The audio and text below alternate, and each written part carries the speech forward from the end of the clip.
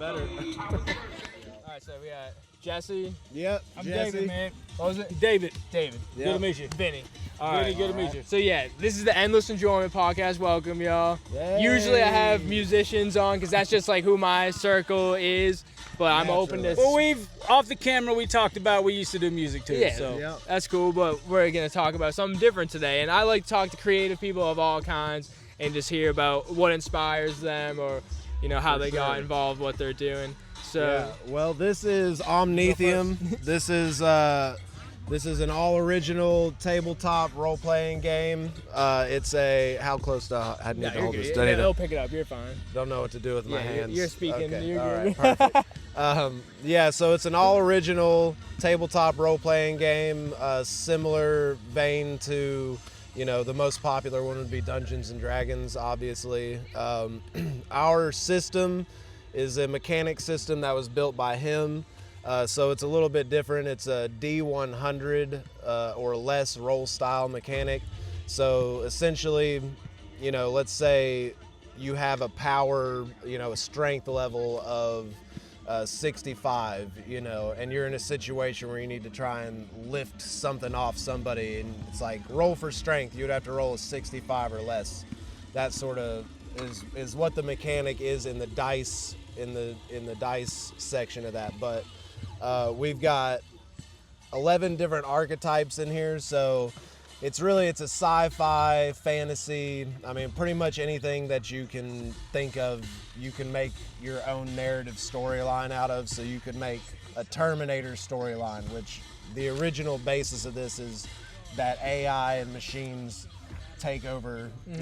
They want freedom, and they take over, and there's a 1,000-year conflict between humanity. If you're a and conspiracy cybernetics. theorist or any kind of involvement in that thinking and Yeah. what's really going on in the world today, this is what's going to happen in 300, 400 years. Yeah. tomorrow. Maybe tomorrow. I was going to say a couple hundred Let's years. say but late this could happen. November. Yeah.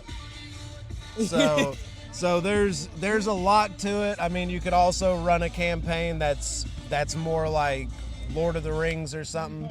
We don't have a magic element to this. It's called Omnitheum. So Omnitheum is basically like an element that has not been found yet. Yeah, It's existed, but nobody's found it yet. Yeah. It's an actual element that actually exists and has existed, but they didn't know it until they broke open a wormhole through a big war with a big bomb, pretty much. Basically, yeah. Yeah. That's the short of it. So, And how that inspired the name. Omnitheum, I just thought it was a fucking cool name, really. Well, you got Omni is everything. And the game has everything. Right. It's got every type of subgenre in it. I originally, Theum, when we were going through titles and stuff like that, trying to figure out what is this MacGuffin or this, this substance that propels the storyline. There was a lot of different chemical compounds that I looked up. There was Promethium. I originally was thinking of calling it Promethium, kind of like Prometheus, like the beginning of. But that already exists. But that's an actual element. So we wanted a word. I was like, and dude, something nerds are gonna kill us. Yeah. Business-wise, we want to have something that's completely original. So if you look up Omnitheum, you're only going to find us, and that's it. It actually didn't exist in the Webster Dictionary. It didn't exist on Google. Omnitheum is us. Yeah, so we wanted something. We're original. defining that element. We're defining that energy and what it is in the game. Yep. So when did this idea start? Well, that's you. Well, this is a 3-year project. I grew up playing some games with some people. I had a guy that I was introduced to. He was in the Army. He was a friend of a friend. There were older guys than me. I was probably 8 when I met him. And it took him, he was building his own game, and this was back in the day in the early 90s, late 80s, when there's typewriter. There's no computers, there's none of that shit, there's no internet. So he literally spent years and years while he was in the Army in the barracks, off duty, writing a game and doing mechanics. So half of those mechanics were shown to me in a game, it was a game called Power Quest, and it was all about superheroes. So I played that forever, and they had a whole stack. I mean, the book was probably 700 pages. It's way more than this, 4 times the amount of pages we wrote, and it was huge. And it was literally typewritten pages. Old school. Yeah. So years go on. Long story short, we played that for years. I was given the Holy Grail. I was given that book. It was passed down to me. My life hit some problems, and I left it in a storage unit, and it got lost forever. All that work, all that shit got lost. That dude, you know what I mean? And it makes me feel bad. Like, they all hate me for that shit. Really? You know what I mean? But that was my thing to start this with him. Because like we said when it started, we've always worked together. We're creative minds, and we flow well together. We did that with music for years. Anti-State Productions. Anti-State Productions, check that out. There's the music plug for you. That's old school shit. We toured with Yellow Wolf and Jelly Roll. No lie. Right, yeah, hell yeah. So, Y'all from Tennessee? we're from Tennessee, yeah. So, but when we want to put this together, I was like, you know what? Let's do something. Let's make an actual product that's going to sell. Because my state of mind when it comes to the music industry, I love up-and-coming artists, and I love, like seeing new artists trying to strive for their goals. I'm 42 now. That kind of ended with me in my mind. And I know I could probably still rush it and still do something. I know there's older artists out there, but to me, it was like my genre of music, my style, my thing is dead right now. So creatively, I want to do something different. So I told him, I was like, we started playing D&D. I was like, let's play D&D. And then we just looked at each other like, you know what? Let's make our own game. Yep. And so I took some of the mechanics that I was taught from that old game and given it to my old buddy, you know what I mean? Giving the props to him that he taught me some of the mechanics, some of the dice rolls and stuff, and then we made the mechanics for this. Yep. And this is a big thing here. This is what makes us really different. It's a critical hit sheet. So everybody knows in any game you get a crit hit, it means something more. But based on a roll 0-1 through 0-9, it's not just a natural 1, it's 0-1 through 0-9. When you actually get inside of a body, you can crit hit and see the internal damage inside of the body. And it's a mini game within a game. So the whole game stops and you go into this mini game, and the whole table just wants to see what damage. Oh, did you lose a limb? Did you lose a leg? Did you lose an eye? Did you do this? How much damage did it? Blood loss? It's going to affect the rest of the game. It's going to affect everything, and your character can die. So this makes it a big deal. It's a mini game within the game. So how do you win the game if your character can't die? I'll let him answer that. There's no real winning. I'll give the mic to you. I mean, these types of games, they're long form games. Right. I mean, they go on for hours. They go on for years. Years sometimes. Yeah, if the team and the party doesn't die, you just continuously build the narrative and keep. It's a reason keep to going. sit down at a table. It helps build community. Yes, it's a reason to sit down at a table and drink beer and do your substance, whatever it is, and have a good time and enjoy life and take your mind away, because your mind has to be solely into the world that you're existing in the game. Yeah, it's a little bit of role play. Yeah, it's complete. Disconnecting It's from reality. Role play. I mean, we have stuff in here called bad habits. So every character, every player has to have a bad habit. It doesn't matter what archetype they are. So our list of bad habits is in there. Basically, there's half of them are like habits that you have to physically act out at the table. So if you're like a mouth breather or a Belching, lip licker burping, or cussing. whatever. So if you don't do those things to embody your character, you don't get experience at the end of the game round that you can use toward better powers, more skills, stuff like that. So it gives people an incentive to actually role play and to kind of act at the table, as opposed to just kind of being like, okay, my guy goes here and does this. You have to when you're talking to an NPC, like in the game that we're playing right now, I'm the ref, the dungeon master, game master, whatever. So I play the role of the NPCs. So if somebody's having a conversation, they come up and they talk, and I'm like, oh, what are you doing here? Or whatever, put on an accent. And then they, in kind, need to embody their character, and then they also need to, lick their lips or do whatever. Even if they're the coolest character, they have to have like a bad habit. So it kind of keeps everything grounded. You've got lying. You got lying, swearing, obsessive eating, inappropriate laughter, daydreaming, mockery, self-harm, whatever, so people, they don't actually have to like You don't have to like self-harm self-harm yourself. like, bro, you're not gonna get any experience, but it's a way for people to actually get involved in the game, and everybody loves that element of Keep it. you in that world. That's not something that's in every TTRPG. So most of the things that we did in here, I didn't play as much of this genre of game as him. He introduced me to it, and after I played it, maybe 5 times, I was like, dude, this is awesome. This includes everything. I can draw, write. This man is a artistic genius. So you did the illustrations for the book too? Well, the illustrations, all that is from Corel and Photoshop. Yeah, Adobe, well, I'm a Corel. professional illustrator, but a lot of the stuff in here, I did use generative AI or But it's AI not- upscaling. It's not. But everything has been put together. So when he says that, let's get it right. I mean, there's a He's whole very page conscious at the of that. beginning It's not of the book. fake. It's not AI at all. Because people are gonna be like, "Fuck that." It's like, no, it's not AI at all. Yeah, but I'm not He is trying to literally- pass off anything that See, wasn't he's every humble. stroke He's being of my humble. own pen. So what it is you type an idea instead of taking this picture right here. He can draw this from hand. Mm-hmm. It would take him a full week to 2 weeks to do that, and he can do it and match it exactly. But when you're talking 212 pages, see, the technology that's coming out today is not supposed to be exploited. It's meant to be. It's meant to be used. You're good. It's picking it all It's up. meant to be used correctly.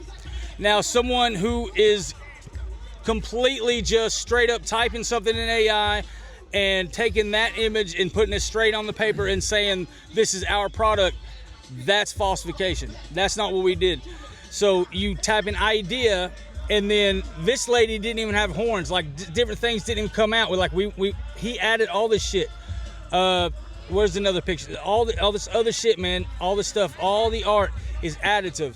So you take He came up with the mechanics for the game. all the work, nothing. Okay, so Chat GPT, any AI, anything with the wording and the mechanics, any of the actual game is 100% authentic. It's from my mind, from his mind. It's typed there's with no- our own there's hands. No AI writing or anything in it. Nothing.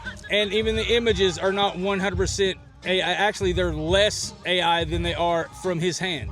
So you're saying it's mostly like his illustrations so when being you take enhanced by you take an AI. it's enhanced. So its illustrations are enhanced. So when you take that image, just like we did, if you check our website out, those images that we pulled from his illustrations and from the book, we took those images, we put them in an AI format in an app, and it actually animated those same images that he drew and animated it to create a video, instead of actually using an animation program and animating the legs and the arms and doing it like stuff. We're not Disney, we're not Pixar. We're only two guys. We're two guys trying to do this. So one of these days, that's the plan, is to have a whole community of people, have a business that we work, and we will do everything by hand, animation, full design, games are in the works, all that kind of stuff. All the design, all the mechanics, all the writing, the majority of the artwork is all original from us. So, I mean, all the writing is. But, I just got finished with a new expansion as well called Scarforge, and that's like a post-apocalyptic expansion, so that gives humans abilities, because humans don't have Omnitheum abilities in our world, so that's essentially our the magic. magic. It's our magic. That means your telekinesis, shooting fire from your hands, all that shit. But humans don't have any of that, so me and him and I started trying to work on 2 separate expansions, separately. So we didn't really discuss much of it. I know that his was going to be a Technician's Bible, which is human technology. So High expensive tech.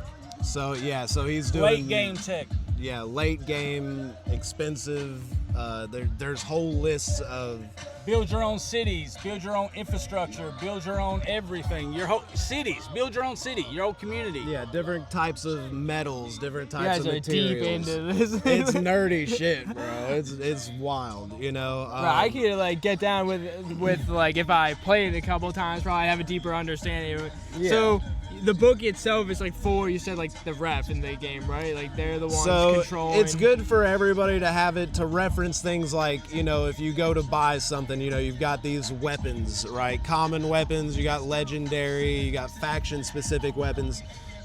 This book can be used for refs, but it can also be used by players too. So it's kind of an all-round base Core rule book. book for everybody. But to play the game, But you the, need the those. ref has to have one. Yeah. But and then the other people are gonna have these sheets over here. Well, everybody will have a has sheet. This. Yep. And you can get that. It's in the book if you want to just take the book to a scanner, or you can purchase the file for I think we got it on there for $1 on our website, and then you'll have the file and you can print them out as much as you want to. Yeah. All your sheets. Just go to our website, omnitheum.com, and promo videos on there, explanation of how the game works and everything. You can purchase what you want digitally. Anything that's in the game that's with these original printed copies, anything that's been altered or been altered or changed, you know, because it's a constant work in progress, you know. So the world it's a constantly universe changes. So that there's we're always going building, to be updates. There's always going to be things that changes. balances to the gameplay so and things like that. If players or fans or anybody that wants to follow it, if you just follow our website, omnitheum.com, it's constantly updated. Always going to have new stuff on it. And follow us on Instagram, Facebook, Right. any social media. Omnitheum. Omnitheum, baby. Check it out, y'all. If you're into these kind of games, it's something new, fresh ideas, like a spin on, say, like your classic like tabletop game, similar to like Dungeons and Dragons. Yep. And if you're in the area, Sevierville, Pigeon Forge, Gatlinburg, East Tennessee area, we do play at the Casual Pint in Sevierville on Winfield Dunn Parkway every other Monday at 6 p.m. So this Monday we are playing. So we will play this Monday, and then it would not be the next Monday, but the Monday after that. So every other Monday, if you want to come and check it out, you don't have to play, you don't have to buy anything. Come and have a beer, we'll buy you a beer. Come and sit down and check us out. I'll buy you a beer, and then he'll get drunk enough to buy you a beer too. So come and check us out, talk to us. Casual Pint in Sevierville, Winfield Dunn Parkway. Look that up, and you can check us out on Instagram and all those social media websites, and you'll see where we're at. So, and we're here today.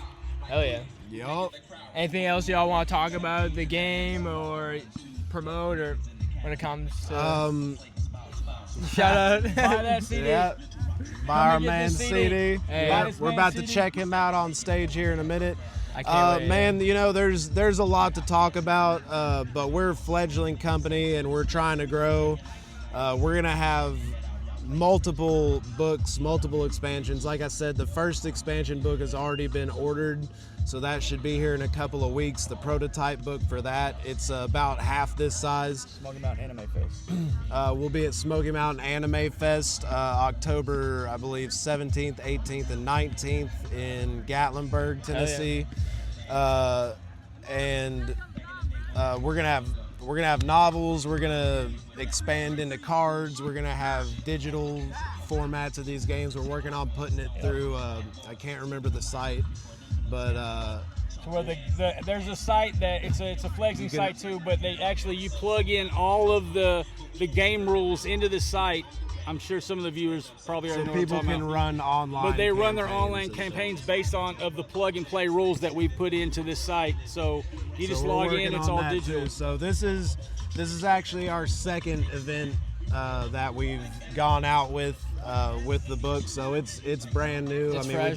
we just got it put out months ago. So 'Cause I'm sure you guys went a lot of trial and error, like running it through yourself. Yeah. And we're like I said, we play at the Casual Pint. So that started out as just play testing, but now like we don't want to stop. You have a so cool now we community yeah, over now there, we people started. that come We, by. yeah, we Oh, yeah. started another campaign. So the playtest campaign, we're like, well, let's start another one. So now we're on our Let's second play one. with the other archetypes that we Yes, haven't let's play with tried other out archetypes. yet. Let's do this You know, and the body different snatch, have scenarios, somebody the else animals. ref for us. So or DM like D&D, they call it Dungeon Master. We call it the ref. So have somebody else ref for us. Yeah.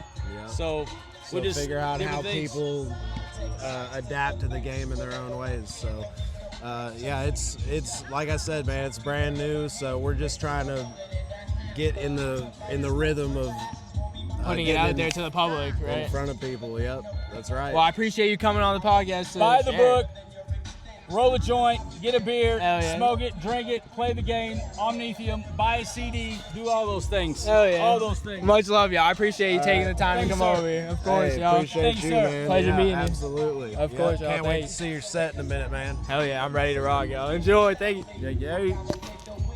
Hell yeah.